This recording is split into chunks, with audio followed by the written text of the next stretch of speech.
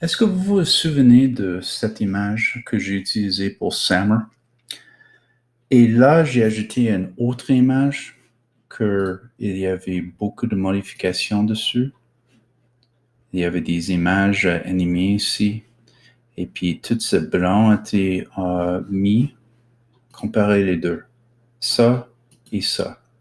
OK, ben, première chose en travaillant avec les images, vous voyez toujours que moi, je mets toujours la source de l'image parce que c'est pas moi qui l'avais trouvé.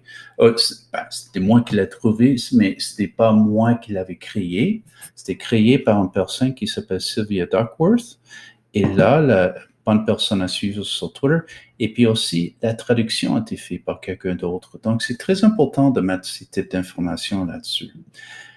Avec ça, parce que là, avec des choses éducatives, on n'est pas là pour faire un profit. On est là pour enseigner aux élèves.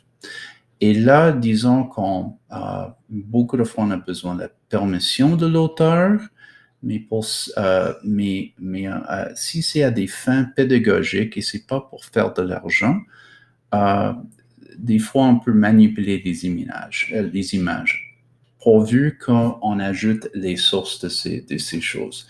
Mais comment est-ce que j'ai manipulé ça et j'ai ajouté toutes ces choses? Ben, première chose, je vais commencer par dire comment j'ai manipulé l'image. Première chose, vous savez que lorsque vous cherchez quelque chose, disons Summer, vous avez besoin de chercher dans Google Images. Donc, je suis allé là-dedans pour le chercher. Pour rendre ça même mieux pour la qualité d'image, on peut cliquer sur Outils.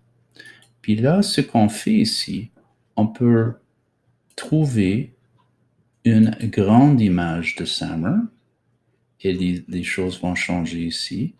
Et par exemple, quand je clique là-dessus maintenant, c'est encore mieux comme qualité.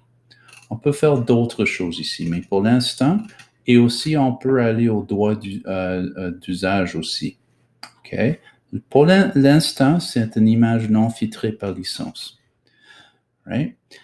Là, on peut faire ici, disons qu'on veut le mettre dans un Google Slide, Google Présentation, Copy Image. Mais disons qu'on veut le manipuler, on peut aller à Copy Image Address. Ce qu'on va faire, on va utiliser un outil qui s'appelle Pixlr. OK? Puis moi, j'ai sélectionné celui qui dit où le logiciel Flash n'est pas requis. C'est Pixlr X. Donc, j'ai sélectionné ça et j'ai déjà ça ici, mais je vais aller load URL, c'est l'image que le lien que j'ai copié. Je vais aller ici. Et voilà notre belle image. C'est une bonne qualité aussi. Et là, ce qu'on peut faire, si on veut ajouter un autre niveau à ça pour que tout ça devienne blanc, ce qu'on peut faire, on peut aller à Layers ici au niveau, puis on peut l'ajouter. Puis on va ajouter pas une autre image, pas de texte, mais un dessin. Mais ça va être un dessin blanc.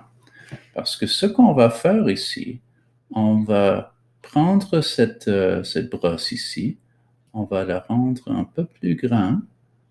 OK? Et là, on va commencer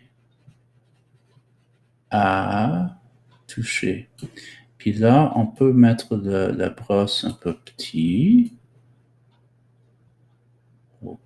Là, comme vous avez l'idée.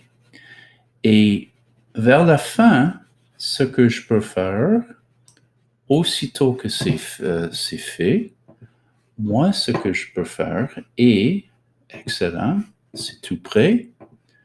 Je peux maintenant le sauvegarder dans mon système ici. Je peux le sauvegarder aussitôt que tout est créé. Quand c'est sauvegardé, ça va me dire, OK, comment est-ce que vous voulez faire ça? Avec un PNG, high, toujours en bonne qualité. tu peux mettre toujours une image URL ici. Tu peux mettre SMM Sammer et puis retoucher si tu veux, ça ne me dérange pas. Et on peut faire un download ici.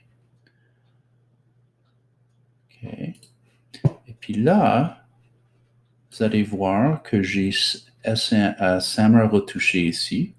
Je peux retourner ici. Je peux insérer. Tiens, je vais juste insérer un autre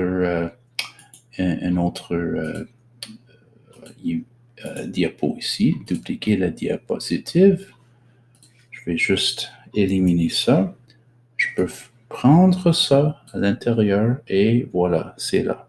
OK? Donc, ça, c'est la première partie. Je vais vous montrer comment faire les dessins animés après. Right?